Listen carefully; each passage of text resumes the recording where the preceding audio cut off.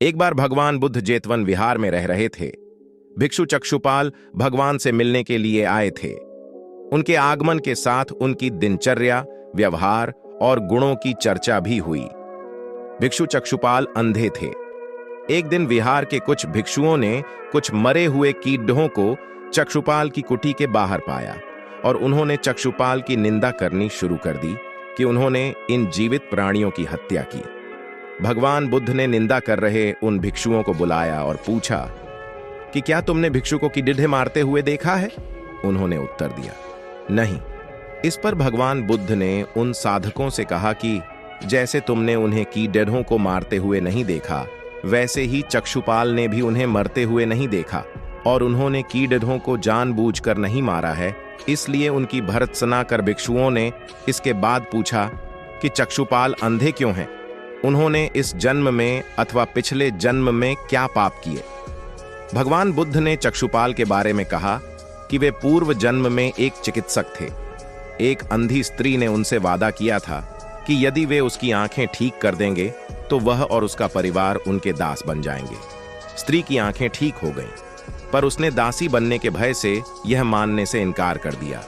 चिकित्सक को तो पता था कि उस स्त्री की आंखें ठीक हो गई हैं, वह झूठ बोल रही है। उसे सबक सिखाने के लिए या बदला लेने के लिए चक्षुपाल ने दूसरी दवा दी। उस दवा से महिला फिर अंधी हो गई। वह कितना ही रोई पीटी, लेकिन चक्षुपाल जरा भी नहीं पसीजा। इस पाप के फलस्वरूप अगले जन्म में चिकित्सक को अंधा बनना पड़ी। प्रेरक कहानी 2, परिश्रम और धैर्य। एक बार भगवान बुद्ध अपने अनुयायियों के साथ किसी गांव में उपदेश देने जा रहे थे।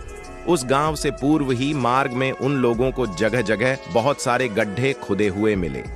बुद्ध के एक शिष्य ने उन गड्ढों को देखकर जिज्ञासा प्रकट की, आखिर इस तरह गड्ढे का खुदे होने का तात्पर्य क्या है? बुद्ध बोले, पानी की तलाश में किसी व्यक्ति ने इतने गड्ढे खोदे हैं। यदि वह धैर्यपूर्वक एक ही स्थान पर गड्ढे खोदता तो उसे पानी अवश्य मिल जाता, पर वह थोड़ी देर गड्ढा खोदता और पानी न मिलने पर दूसरा गड्ढा खोदना शुरू कर देता। व्यक्ति को परिश्रम करने के साथ धैर्य भी रखना चाहिए। एक बार भगवान बुद्ध भिक्षा के लिए एक किसान के यहाँ पहुंचे। तथागत को भिक्षा के लिए आया देखकर किसान उपेक्षा से बोला, श्रमण, मैं हल जोतता हूँ और तब खाता हूँ। तुम्हें भी हल जोतना और बीज बोना चाहिए और तब खाना खाना चाहिए। बुद्ध ने कहा, महाराज, मैं भी खेती ही करता हूँ। इस पर किसान को जिज्ञासा हुई और वह बोला, मैं न तो तुम्हारे पास हल देखता हूं, ना बैल और ना ही खेती का स्थल। तब आप कैसे कहते हैं कि आप भी खेती ही करते हो? आप कृपया अपनी खेती के संबंध में समझाइए। बुद्ध ने कहा, महाराज, मेरे पास श्रद्धा का बीज, तपस्या रूपी वर्षा और प्रजा रूपी जोत और हल है। पाप भीरुता का दंड है, विचार रूपी रस्सी है, स्मृति और जागरूकता रूपी हल की फाल और पेनी है। मैं वचन और कर्म में संयत रहता हूं।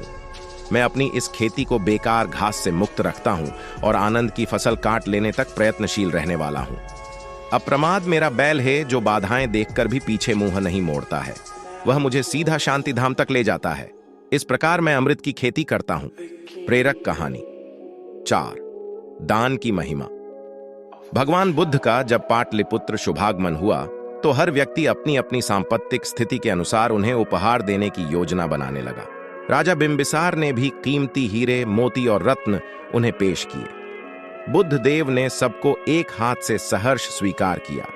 इसके बाद मंत्रियों, सेठों, साहूकारों ने अपने अपने उपहार उन्हें अर्पित किए और बुद्ध देव ने उन सबको एक हाथ से स्वीकार कर लिया। इतने में एक बुढ़िया लाठी टेकते वहां आई।